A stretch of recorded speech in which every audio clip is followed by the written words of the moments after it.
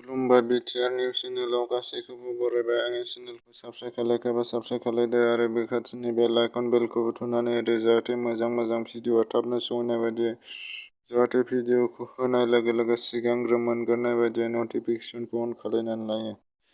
भेरगाव बियाबनिफ्राय देरहासार जानो हानाय बिटिसिनि इएम दावबायसा बर'नो हारिमु आरो गेलेमु आयदानि बिफानखौ गथायनानै होबाय। बिथांखौ दैदेनलांनो थाखाय माखासे खामानि जेराव हारिमुनि मोसाग्लांनाय बायदि गेलेनाय आरिफोरनि थाखाय बिथांनो खामानि मावनो थाखाय बिबान होनाय जाहैबाय। सासे राजाया फोरजा एबा गावनि खामानि मावग्रा एबा रायजो राजाफोरखौ सैमा अमाफोर बायदि बाहायदों होननानै बुंदों आरो बिनिफ्राय दा उदां मोनबाय होननानै बुंदों।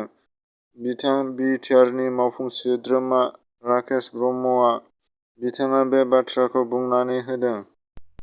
बे बाथ्राफोरखौ खौरांगिरि सोंनायाव बुंनानै होदों बिथां राकेश ब्रह्मआ। मैयानि सानखौ गोसोम सान महरै फालियो मानो होनबा 24 फेब्रुआरि खालि माखासे जोंनि इन्डियानि आर्मि जवानखौ माखासे उदखारिफोरा बुथारदों। बेखायनो 24 फेब्रुआरिखौ गोसोम सान महरै फालिनाय जायो बोसोरफ्रामबो। मैयानि दिनखौ तामुलपुर पुलिस थानानि सिङाव थानाय बरकाक सकनि रङिया राजा लामायाव बिफा आरो फिसाज्ला थांबाय थानाय समावनो बलेर' गारिजों सौदावनानै बिफाया हरखाब जिउ गोमायो। थैनाय सुबुंनि मुङा मजल आली होननानै मिथिनाय जादों आरो थैनाय सुबुङा 40 बोसोर बैसोनिमोन। फिसाज्लानि बैसोआ 8 बोसोर बैसो। हरखाबै बिफाया थैनानै थांनायाव फिसाज्लाखौ गालांनांगौ जाहैबाय।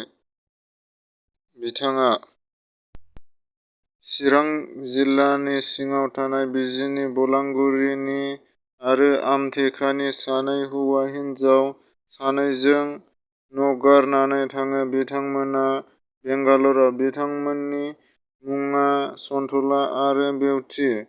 बिथांमोना बेंगालराव थांदोंमोन नाथाय आखायाव रां गैया जानानै दंमोन। बिथांमोना बेंगालराव थांनानै खामानि मावनो मोनाखैमोन। माखासे दिन सम थानानै बिथांमोना रां गैया जानांनानै दंमोन आरो बे समावनो क'क्राझार जिल्लानिफ्राय बेंगालराव खामानि मावनो थांनाय दिपक मुसाहारि मोनखौ लोगो मोनो आरो बिथांमोना माखासे सोंथि सोङो। बेनि थाखायनो बिथांमोना उफाय गैयै जादों। रांनि आंखालाव बिसोरखौ लोगो मोननानै दिपक मुसाहारि मोनहा मदद होयो एबा जानाय लोंनायनि बेबस्था खालामनानै होयो। बिथांमोना न'गारनानै थांनानै बेंगालराव गोदाव सोराव दंहैयो आरो बेखौ लाबोफिननांगौनि थाखाय बेबस्था खालामो आरो जाहाथे भिडिअखौ शेयार खालामनानै होयो जाहाथे गाव गावनि नखराव खौरां मोनहैनायनि थाखाय नोंथांमोना बयबो शेयार खालायो। चिरां जिल्लानि सिङाव थानाय बिजिनि बलांगुरि आरो आमथेखा बिथांमोननि गामिया बिथांमोनखौ लाबोनायनि थाखाय थाबैनो बेबस्था खालामनानै होयो।